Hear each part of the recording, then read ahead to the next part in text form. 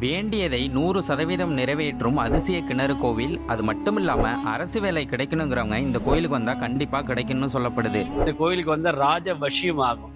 ராஜ வசியம்னா government வேலையில இருக்கவா, வேலை கிடைக்காதவா, வேலை கிடைக்கணும்னா கவர்மெண்ட் வேலைனாலே ராஜாக்களுடைய இதுதான் இது.